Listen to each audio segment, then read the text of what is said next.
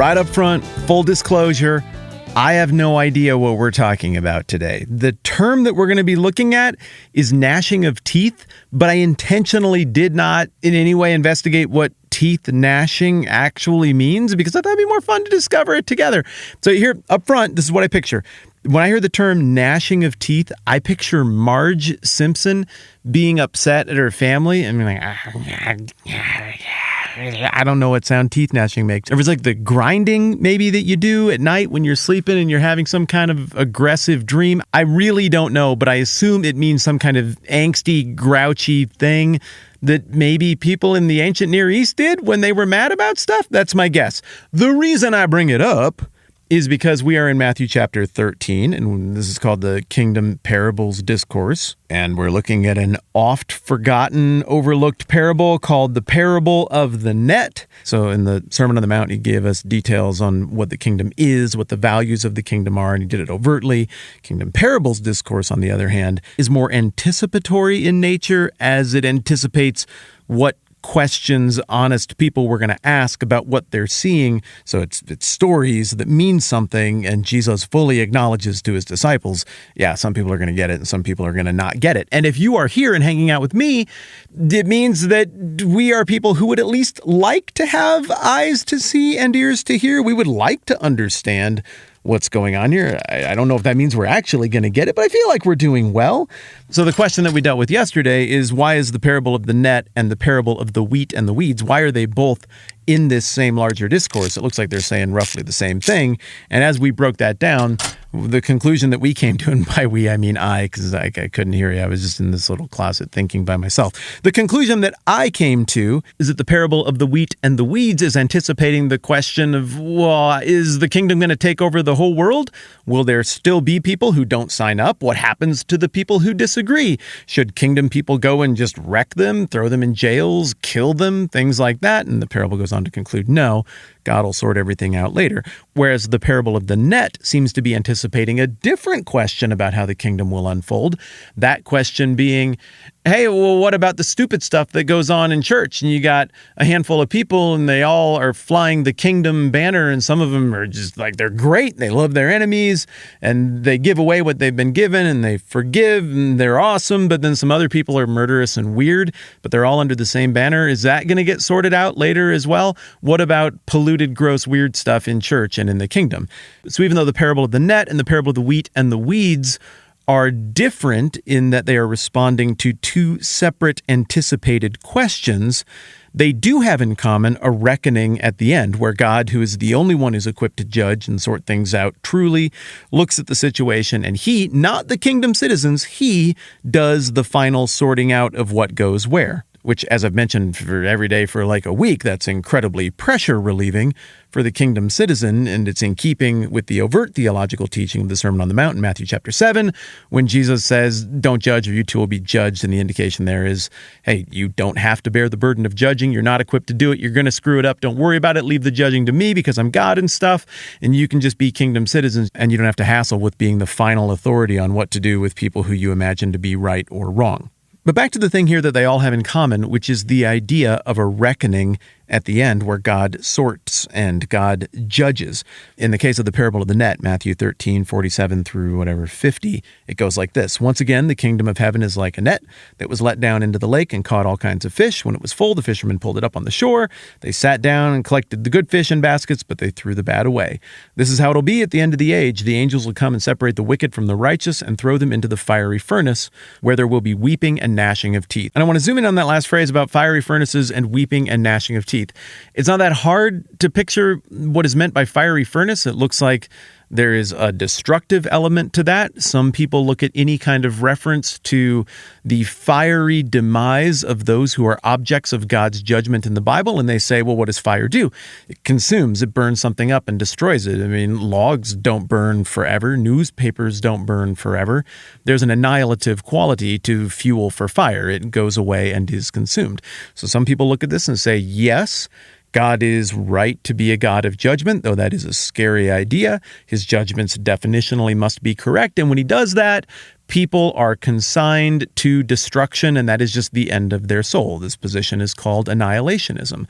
Other people imagine that there's not even a moment of destruction, that judgment just occurs and then death is just the end and there's nothing. No one ever knows that they got judged or condemned by the eternal God. It just goes away. There are other people who believe that the punishment of God, the justice of God, is carried out against those who are dead in their sin and outside of Christ. So their sins are not forgiven or resolved by Christ. In other words, that individual has to bear the burden for the consequences spiritually of their own sin. And then what happens here is an eternal conscious punishment, which is a horrifying idea, but the power and authority and judgment of God is a horrifying idea in general. In this conversation, we're not going to be sorting out which one of these positions makes the most sense. I suppose there's another position, which would just be universalism. There is no hell, there is no judgment. I don't know what people who hold that position do with passages like this. Maybe they imagine it means that just the ideas and the notions of the badness and the bad acts are gathered up and consigned to the fire. I don't know. I should have researched that better. I'm not sure. But what it looks like is happening here is there is some awareness on the part of those who are judged and found wanting in the ultimate reckoning by God, and that they end up on the outside of the kingdom looking in, and that it's a really bad outcome, and that in this moment of awareness, it's terrifying, and there's agony and pain and sadness over it. Now, this passage doesn't clarify how long that lasts, so it doesn't settle the previous debate that I just introduced.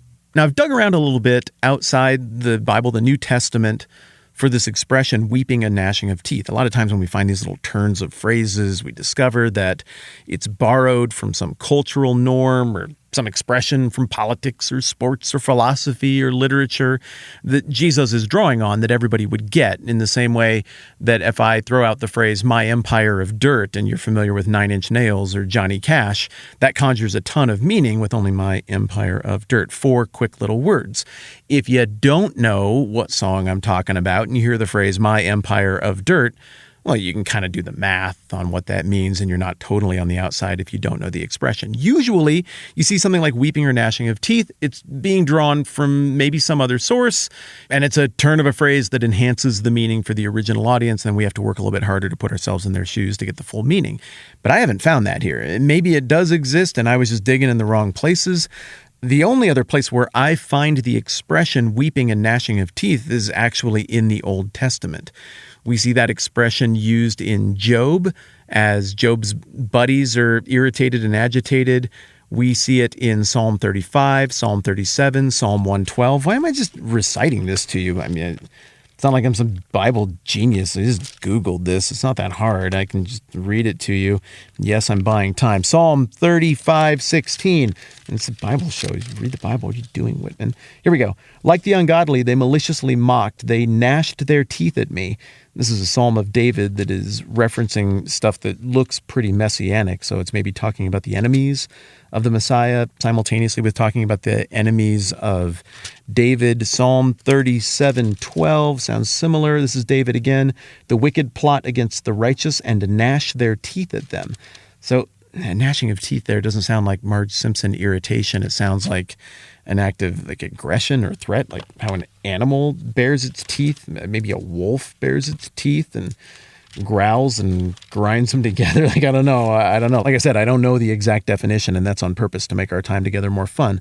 Psalm 112:10, the wicked man will see and be vexed. He will gnash his teeth and waste away. The longings of the wicked will come to nothing.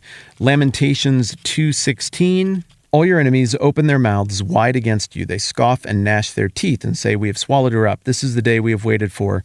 We have lived to see it. Okay, so the Old Testament stuff makes gnashing of teeth sound like irritation, frustration, tension in personal agony, but maybe also anger and pent-up violent rage. In Acts chapter 7, when Stephen is before the Sanhedrin and he's giving his speech, they get mad about how the speech is going, and there's teeth gnashing at him, and that ends in a shocking extrajudicial murder of Stephen. So maybe that helps flesh out our picture of what teeth gnashing is.